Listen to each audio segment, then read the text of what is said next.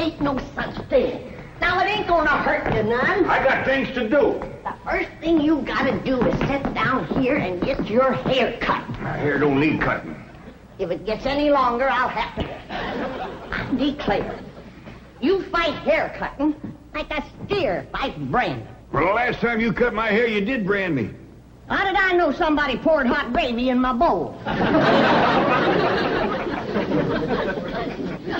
Smarted considerable. Sure plastered your hair down nice, though. No, I might go to selling that stuff. Gravy? Sure made your hair look mighty sprucey.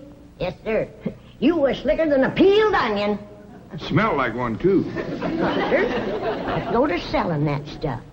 I could put an ad in one of them catalogs. If you want the girls to stop and stare, put Granny's gravy on your hair. All right, Granny, come on. Let's get on with it. Hey, Uncle Jed, you're getting your hair cut.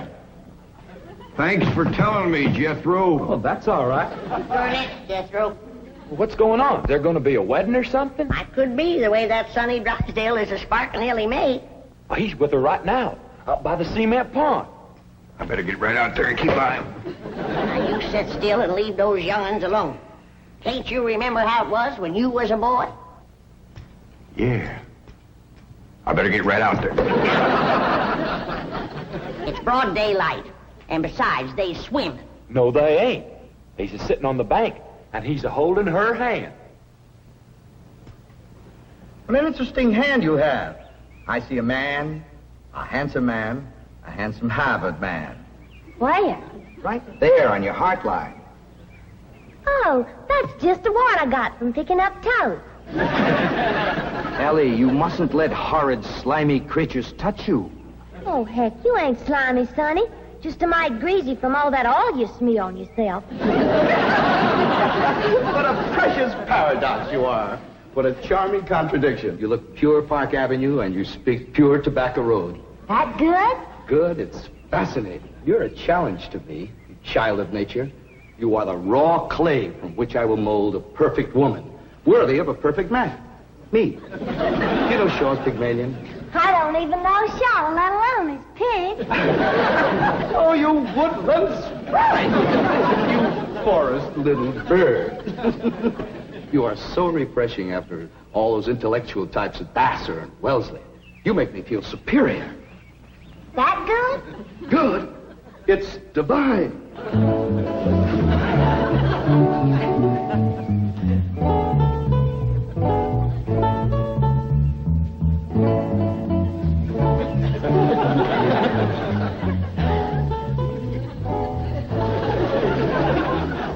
I am Caesar, and you are a fair-skinned captive, a barbarian slave. Shall I drag you through the streets of Rome behind my chariot? Or shall I throw you into the arena with my lions? No, Caesar has other plans for you, my little savage. You shall be my slave, yes, but only the invisible bonds of love shall make you my prisoner. Come, I shall strum upon my lyre and recite odes to your beauty. What say you to that, fair maiden? How speak you now to mighty Caesar? I declare, Sonny, you're more fun than a bucket of tadpoles.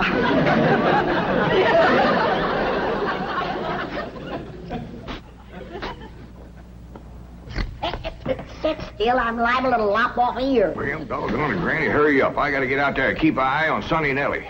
You want me to go out and see what they's up to, Uncle Jed? Now, you just sit still, the both of you. I expect Elly May to get a husband if you don't let the boy spark her. Well, Elly ain't never been learned about such things. Jed, sparking is like breathing. You don't learn to do it. Somebody slaps you and you go at it. Boy slaps. Now, I declare you're wiggling worse than a worm in a bait bucket. You want your daughter to be an old maid? Of course not. Next year she'll be too old to get a husband. She's almost 18. Ain't that old? Sure is. She done waited too long, Uncle Jed. Why, no boy wants to marry up with a middle-aged woman. Elly May can get herself a husband anytime she wants to. Why, she's the prettiest and... Now, don't get your old feathers riled up, you old rooster, you. Elly may'll be all right if you just leave her alone. Well, I ain't sure Sonny Drysdale's good enough for her. He's considerable older than she is. Well, don't worry about that, Uncle Jed. His family lives a heap longer than most folks. Yeah? Yeah. Sonny told me that there's been a member of his family living in Boston since 1632. Well, that rascal's over 300 years old. He was a greening you. Yeah, you sure swallowed a whopper. No, ma'am. Sonny's honest. Why, he's so honest, he has to have somebody do his lying for him. Do his lying for him? Yes, sir. Why, I heard him call through the hedge to Elly. He says, I'm coming over to serenade you, and I'm gonna bring my liar. Veni, vidi, vici. The world lies conquered at my feet. And yet, I tremble at the nearness of this flaxen-haired barbarian. Could it be that the invincible Caesar is about to be vanquished? Not by the spears and arrows of the Gallic tribes, but by Cupid's dart? Yes, fair maiden, you have done what your fierce kinsman could not. You have brought mighty Caesar to his knees. Come, I will take you to my palace, and there compose odes to your beauty. See yon window. 'Tis the Emperor's suite. There I shall woo you. Mother! That's my room, and those are my binoculars. You're not supposed to spy on the Emperor. What are you trying to tell me, Sonny? Mumsy can see you, but she can't hear you.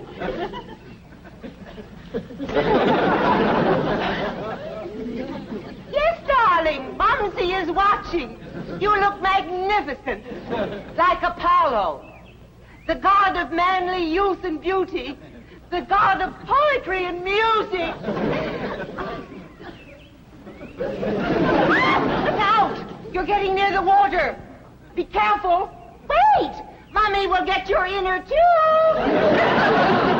Come, fair maiden, and I shall sing of your golden tresses and your azure eyes and your skin of alabaster and your other charms that set me aflame. You mean you really burn it? Yes, dear one, and only you can put out the fire. Okay.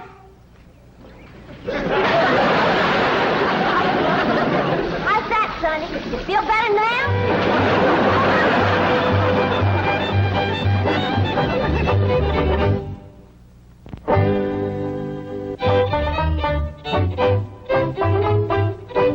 All right, Jethro, you're next. Oh, hi, Elly May. Where's Sonny? Well, he run home to his mama. You didn't throw him down and hurt him again, did you? Shucks no, Pop. He caught fire, so I wetted him down in the pond. Sound like you done the right thing. How'd you catch fire? He said it was my charms that fit him to burn it. What charms was you toting? Well, just my sack of crawdad bones and my buckeye. You never heard of crawdad bones and a buckeye starting a blaze? What happened to your rabbit's foot? I didn't have it. There you are. You can expect trouble when you ain't toting a rabbit's foot. You know what my teacher over at Pot School said about toting a rabbit's foot? What? She said it's a superstitious invocation contradicted by scientific knowledge. It's always nice to know you ain't been doing something foolish. Don't you worry none, Elly. You go jump into a purty dress, and I'll walk you up a love charm that I guarantee will bring Sonny Drysdale back. Yes, I am, Mother. I'm going back. Sonny, darling, you're delirious. Here, bring some of this penicillin. I'll send for an ambulance. Mother, I am perfectly all right. Of course you are, precious. A nice rest in an oxygen tent is all you need. I don't need an oxygen tent or an ambulance. All right. Just relax. And Mumsy will call the police. Police? But of course. I mean to have that violent, dangerous girl arrested for attempted drowning. Mother, you will not call the police. I'm going back there right now to see Elly May. Ah, darling, that's very brave of you, but you're in no condition to make a citizen's arrest. Mother, I'm not going to arrest her. I want to help her, to work with her, to tutor her. What? She's like a wild, wonderful jungle cat, and I'm going to tame her. Sonny, you are delirious. I'll call the doctor. Mother, mind is made up. That girl needs me. For the first time in my life, somebody really needs me. I need you. The whole world needs you. Elly May Clampett needs me, and I need her. I'll be her Pygmalion, and she'll be my Galatea. Sonny, you're not becoming emotionally involved with that creature. She's not a creature, Mother. She's a girl. A wild, wonderful, beautiful, ravishing girl. Yes, I am becoming emotionally involved. I forbid it. She's not socially acceptable for my baby. Mother, I'm not your baby anymore. I'm a man in search of a woman.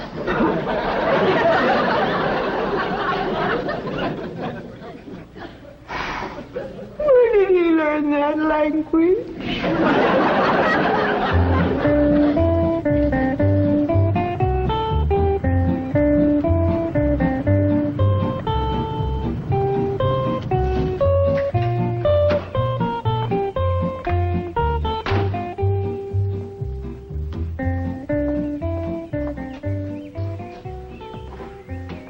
Hello, Duke. You noble veteran of the chase. Are you homesick for your forest paths and mountain trails? You look like a cashier waiting for the bank examiners to arrive.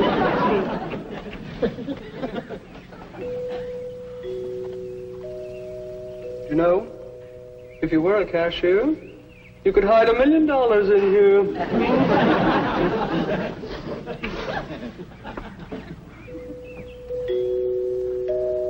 There goes that music again. Jethro, did you ever find out where that's coming from? No, sir, I didn't. Every time I went to looking for it, somebody always come to the door. This time I'm gonna find it for sure. You see? Oh, bonjour, Jethro. Oh, howdy, Miss Hathaway. No. When I say bonjour, Jethro, you say bonjour, Mademoiselle Jane. Now say it. Bonjour, Mademoiselle Jane. Bonjour, Mademoiselle Jane. That's very good. Except for the mwah. Must be soft. Mwah. What? No. Watch my lips closely. Mwah. Try that. What? Try it again. What? That's closer. Try again.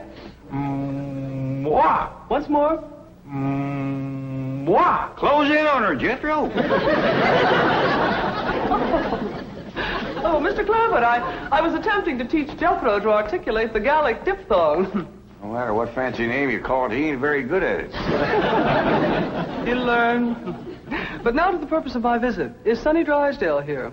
No, but he will be. Granny's out in the kitchen wamping up a love charm for Elly to give to him. She said it'll bring him on the run. Mr. Clampett, I am reluctant to disillusion you about so-called love charms, but they are mere superstitious invocations and have been proved to be completely ineffective. Granny sets great store by him.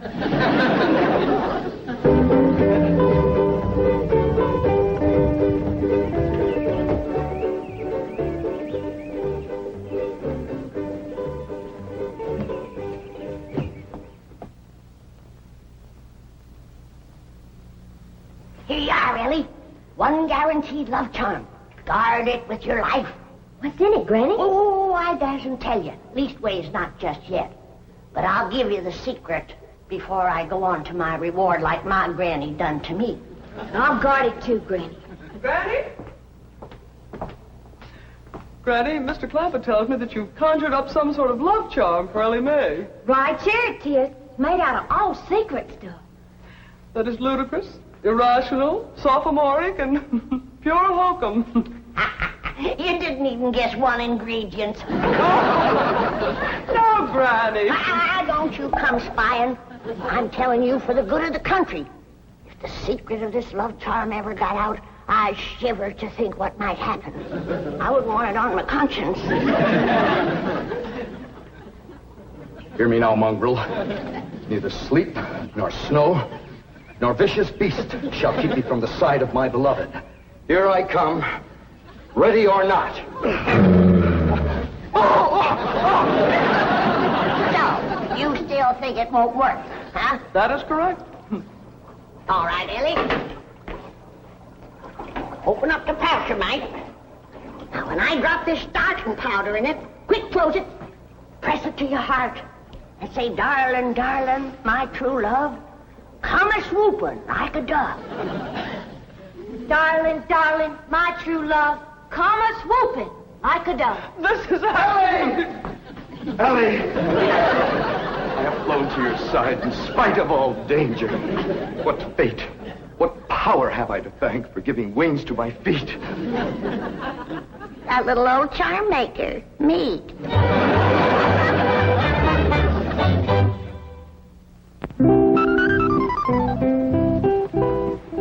And now we shall begin the transition from Tobacco Road to Park Avenue. Now you watch me closely and I'll show you how to develop perfect posture and grace of movement. Ah, Kipling. Well, do you like Kipling? I don't know. I ain't never kippled. Oh, you are a challenge, you ravishing rustic, you child of nature. Now here, you try it. There we are. Now walk. Go. You'll have to try that again. Now sit down. Now watch me. We walk as though upon a cloud, and we glide with lissom grace.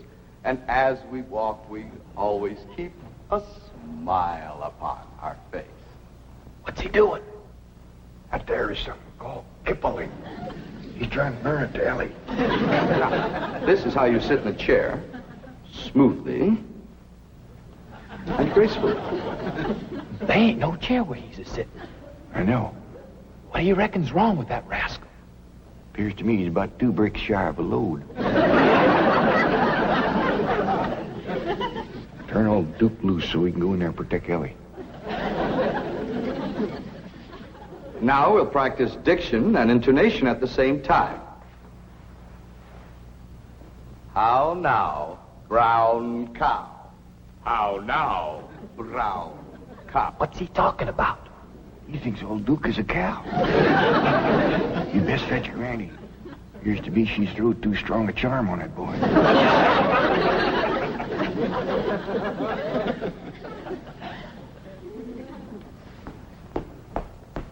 Here you are.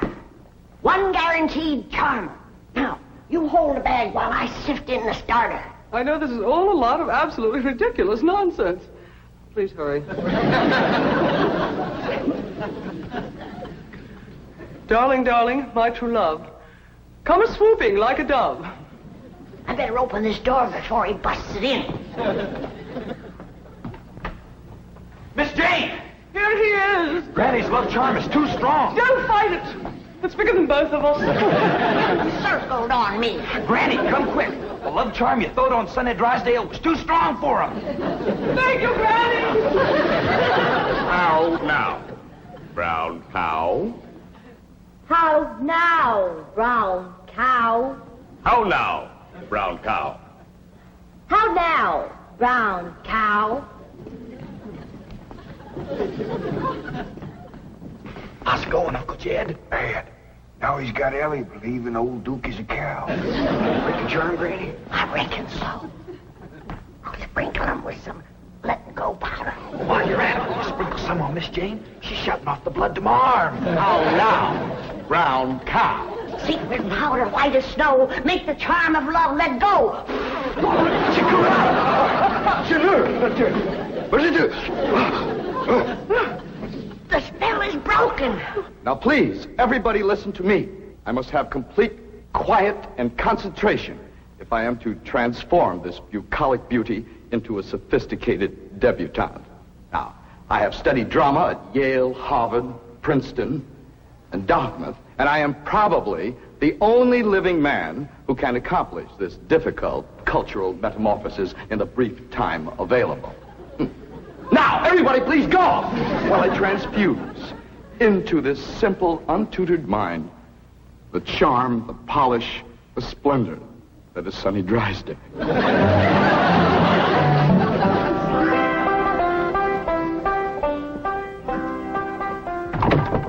Jed? Hi, Granny. Is Elly and Sonny still in that room alone? It was the last time I was listening, a couple hours ago. They was talking about the rain in Spain, a land in the plain. Well, I guess they can't be up to no nonsense if they're talking about the weather. Doggies, I can't wait to see Elly all polished up and talking like Sonny and Miss Jean. While you're waiting, I got something for you. What is it? A love charm. What in Sam Hill I want with that? It ain't what you're wanting, it's what you're getting, a woman. And it's high time you got one, being a widower. Besides, the moon is right. That's why this stuff is working so high-fired powerful. So here. Well, I ain't interested in none of these la-di-da Beverly Hills women, so here. Well, they're interested in you, so here. Who said? Jethro says. Jethro don't know nothing, so here. I reckon Jethro ought to know what's going on in his own school. Besides, I saw her making sheep's eyes at you, so here. You caught who making sheep's eyes at me? Mrs. Millicent Schuyler Potts, that's who. Oh, now. You did? Educate a woman like that?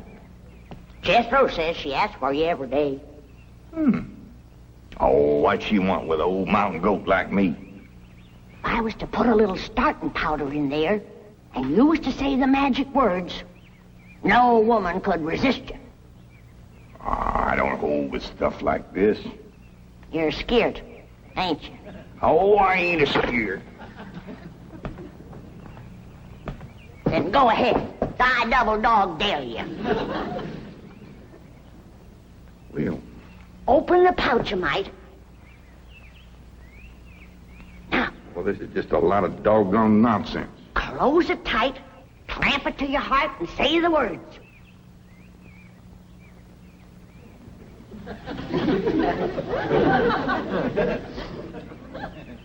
Darling, darling, my true love come a-swooping like a dove. Where is he? Where's my dog? It's Mrs. Drysdale. Where is he? Oh, where is he? Oh, I tried to stay away, but I could not. He's mine, and no other woman shall have him. Drysdale, you're a married woman. Think of your husband. Control yourself. Care about my husband. I want my darling, and no one is going to keep me from him. I sure hate to have to do this, but... Sonny, where are you, Sonny? He's inside with Elly Mae. Now, if you just calm yourself down, I'll go and get him. Thanks for coming, Miss Drysdale. Howdy, Ma. Was you a-hollering for me? They brainwashed you.